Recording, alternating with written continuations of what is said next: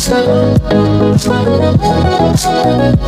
imagine getting a VIP invitation to like an exclusive club, right? Okay, I'm picturing it. And the promoter tells you, they desperately need you inside. Right. But then when you finally arrive at the front door, the bouncer just looks at your ticket and says, great to have you. The wait from here is going to be about 4 years. Wow. Yeah, that's rough. It is. And today, that is not some hypothetical scenario. That is the exact reality for just thousands of highly skilled workers who are trying to navigate their way into becoming Canadian permanent residents right now. It's a staggering paradox, really, and it's completely reshaping the entire landscape of immigration. It really is. So welcome back to today's deep dive with us. And of course, for our Francophone listeners tuning in, bienvenue à notre plongée approfondie d'aujourd'hui. Welcome, everyone. Before we jump into this data today, I want to put a quick but very important disclaimer out there for you. We are not IRCC certified consultants. Right, definitely need to mention that. Yeah, IRCC, of course, being Immigration, Refugees, and Citizenship Canada. So our goal here isn't to give you, binding legal advice on your specific application. Exactly. Instead, we're just here to provide a deep analysis of the source material. We want to take these massive, complex shifts in immigration policy and explain them in a simple, friendly, and captivating way that you can actually understand. Yeah, we really want to empower you with the facts and, the mechanisms behind those facts. And speaking of our listeners, I just want to take a brief moment to sincerely thank you for joining us on our previous deep dive. Oh, yes. That was a great one. It was. We covered Canada's 2026-27 Foreign Credential Recognition Initiative, and the engagement we saw from you was just incredibly thoughtful. It really was. We love seeing that level of curiosity from you guys. So please, if you find value in what we do, make sure to subscribe, like, and share this deep dive so others can benefit from these discussions. Your support is what keeps this whole thing going. And don't just subscribe, send us a message. Let us know exactly what part of the immigration puzzle you want us to cover in our next deep dive. Yeah, we love getting those suggestions. And, this deep dive is designed to explore not just community issues, but the massive global happenings that impact all of us. Right, it's all connected. It is. As part of that, we always look at the broader world stage. And impartially speaking, we really have to acknowledge the ongoing situation between Iran and Israel and the USA. Yeah, it's a very tense situation. Very. Right now, it seems the war is paused, but, well, from the look of things, agreements appear to have broken down. Oh, nice. And there are very real fears of renewed attacks. We just want to express a sincere, universal hope that this is resolved quickly and peacefully. Yes. So that it doesn't escalate into, a third world war. Peace has to be the ultimate priority, for sure. Now, bringing our focus to the news at hand today. If you've been on the internet lately, you've probably seen some wild claims flying around regarding immigration wait times. Oh, yeah. So many rumors. So many. And unfortunately, a lot of fake travel agents are beginning to severely misinterpret this data for their clients. Which is incredibly dangerous. Right. They're selling false hope or creating unnecessary panic. So we are here today to just set the record straight based on the actual documents. Stick to the facts. Exactly. The topic we are unpacking today is this. Canada speeds up citizenship, but traps immigrants in years-long PR delays. And before we break down those numbers, one more quick note for you. If you have a product or service and you want to advertise it right here on the Deep Dive, we'd love to collaborate. Yes, we would. Just reach out by sending a detailed message to deepdive247@gmail.com. Perfect. Okay, let's look at the actual hard data. This is from IRCC, published on April 7, 2026. Let's get into it. We're going to start at the federal level, specifically looking at the express entry system. And at first glance, the numbers actually look deceptively positive. They do, yeah. But as we'll see, there is this massive hidden pressure cooker just below the surface. Yeah, the split screen here is what really catches your eye. On one side, you have genuine, measurable progress. What kind of progress? Well, the Federal Skilled Worker Program, or FSWP, it actually saw its processing time improve from 7 months down to 6 months. Oh, wow. Okay, that's a whole month shaved off. Right. And the queue of waiting applications, it actually shrank by 1,200, bringing the total down to 44,100. Okay, that's solid. Yeah. And even better, citizenship grants hit the absolute sweet spot. They dropped from a 13-month wait to a 12-month wait. Nice. which successfully cleared a massive queue of 313,200 people. Wait, 300,000? That's huge. It is, and that 12-month mark is critical because it means IRCC has officially returned to their stated service standard for citizenship. Okay, wait, I want to stop you right there and clarify some terminology for the listener, because this is exactly where those fake agents get it wrong online. Right. The definitions matter. They really do. They throw around the terms processing time and service standard like they mean the exact same thing. Yeah, and they don't. Right. So what is the actual difference between a processing time estimate and a service standard? It's a vital distinction for sure. A service standard is an internal structural goal set by IRCC. Okay. Think of it as their institutional promise.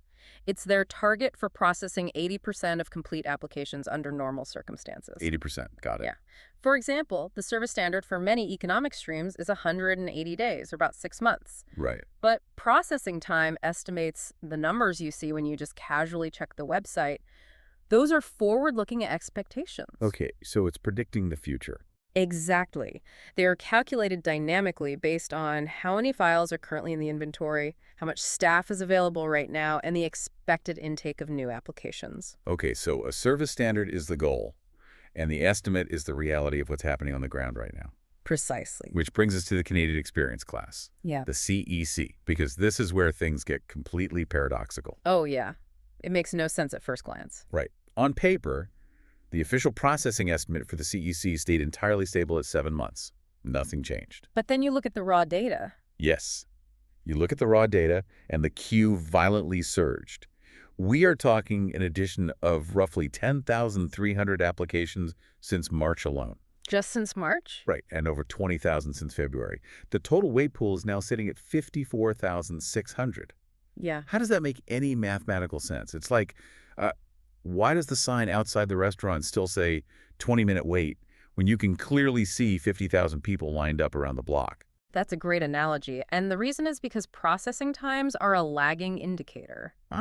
The official estimate hasn't moved yet, but the underlying pressure is building rapidly.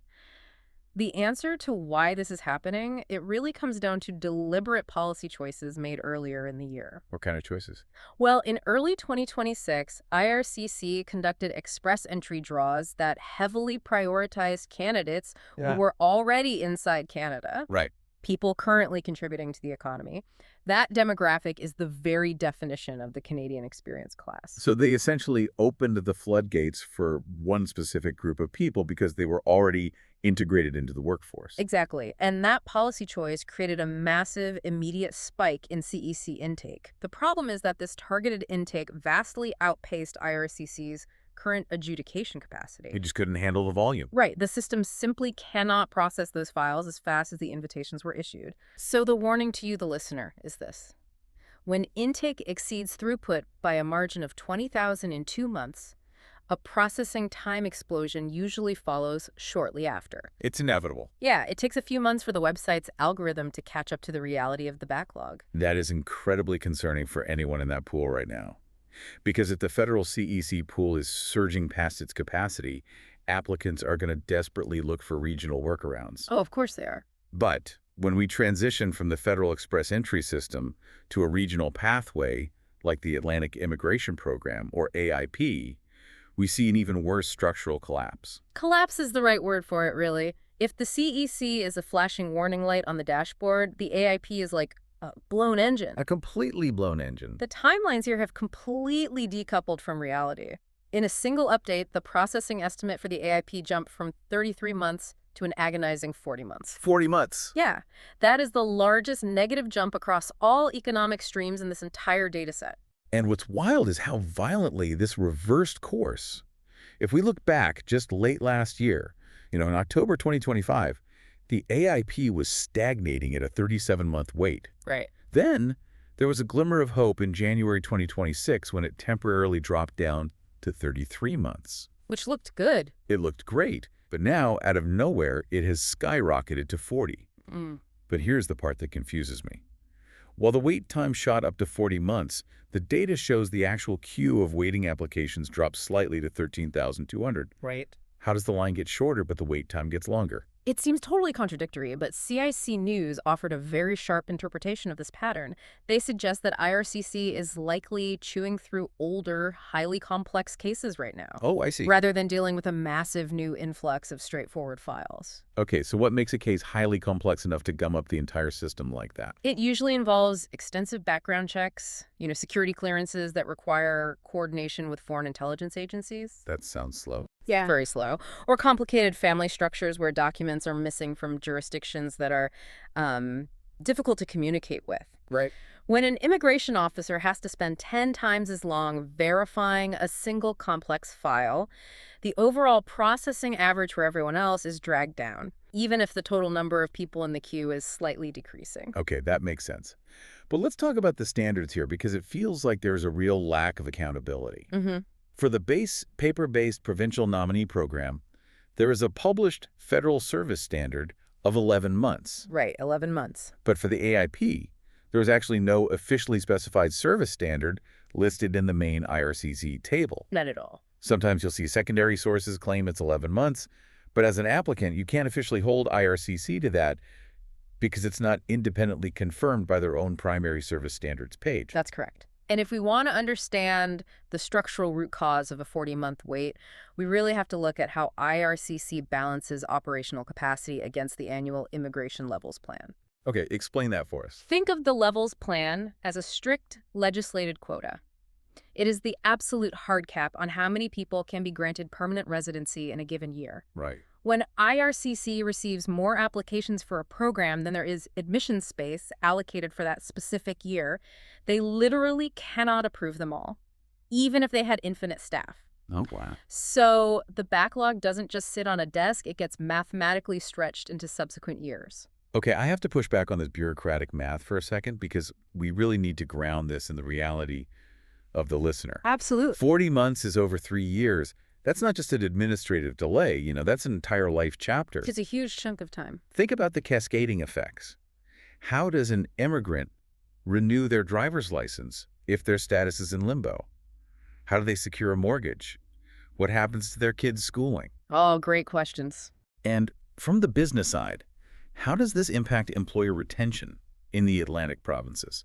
How do these regional businesses maintain their recruitment strategies if they can't get their workers permanent status for over 3 years? It's an incredibly vital point.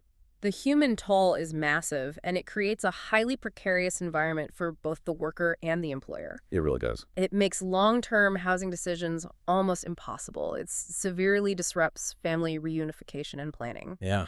If you are a worker caught in this 40-month AIP wall, your primary survival tactic right now is securing an AIP-supported work permit while you wait in the permanent residency queue. That sounds stressful.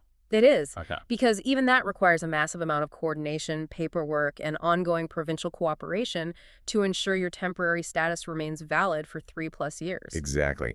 And because the federal government is taking 40 months to process these permanent residency applications, the Atlantic provinces have realized they are the ones left dealing with the fallout. They're holding the bag. They are. They can no longer afford to let just anyone into this massive queue. Which brings us to our next major shift. The provinces are fighting back. Big time. They are radically altering the rules of the game to protect their local economies. This is a monumental shift in how Canadian immigration functions.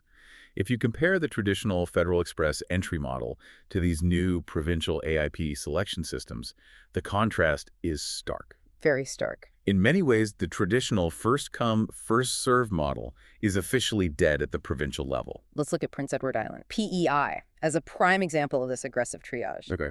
PEI has stated they are now strictly limiting AIP endorsements to just 3 sectors. Only 3.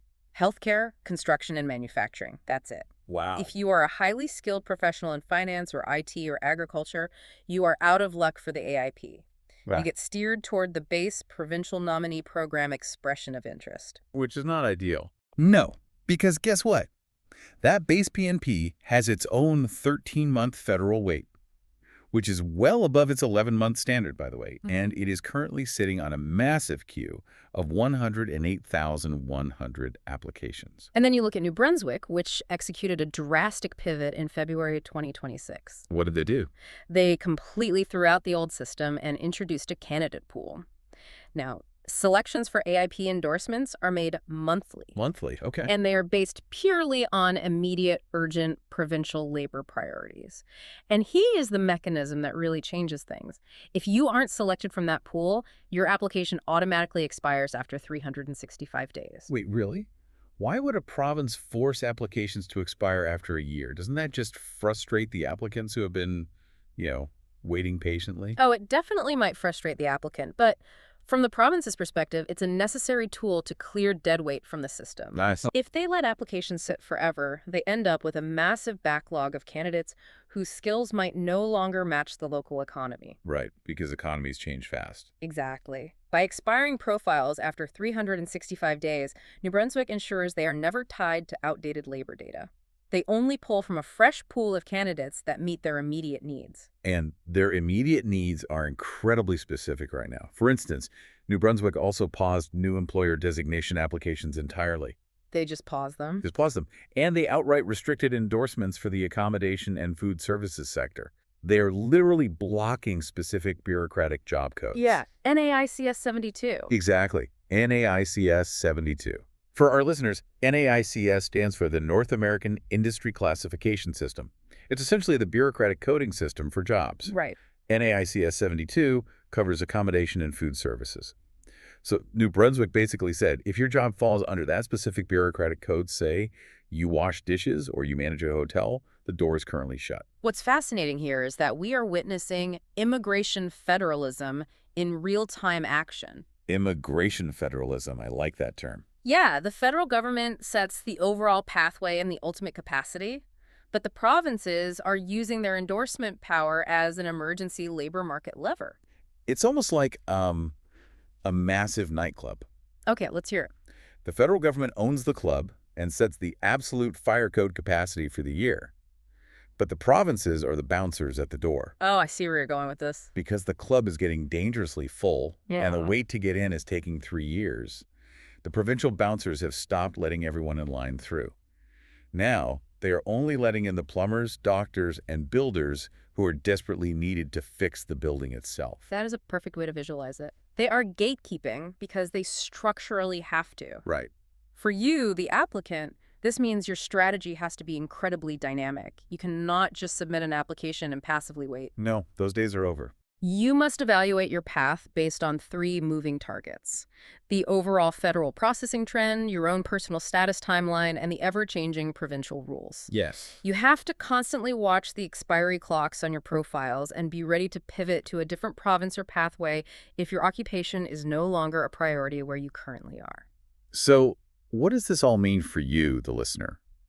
It means the era of passive immigration applications is over. Completely over. You have to be an active, strategic manager of your own file. You have to know the fundamental difference between a 6-month FSWP wait and a 40-month AIP wait, and fully understand how provincial gatekeeping might forcefully bump you from one line into another without warning. Exactly. And this raises an important question, one that brings us to a deeper, more profound implication of all these numbers. Okay. Advocacy groups like the Canadian Council for Refugees have pointed out something crucial.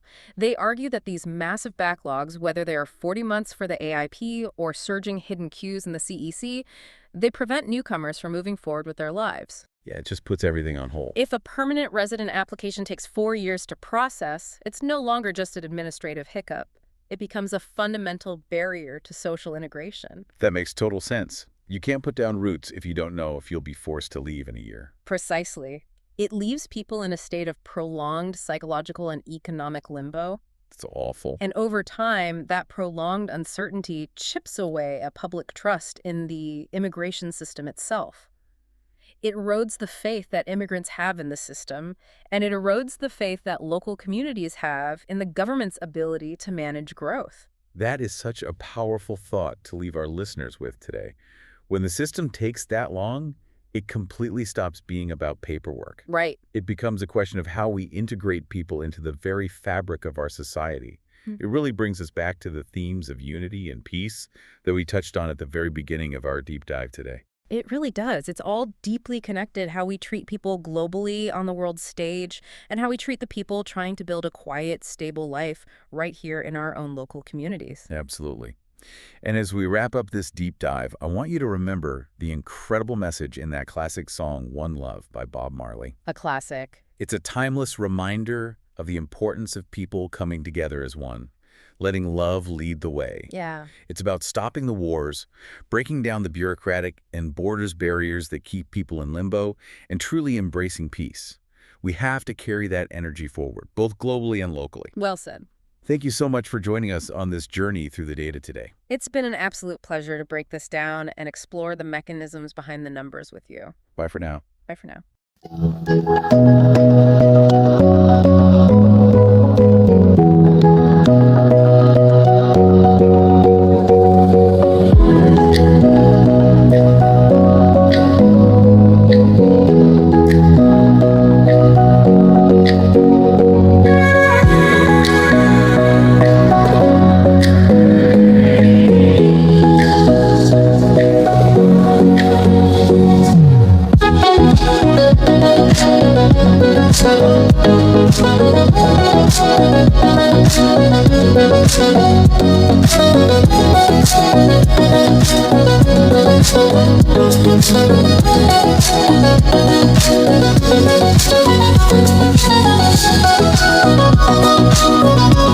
you.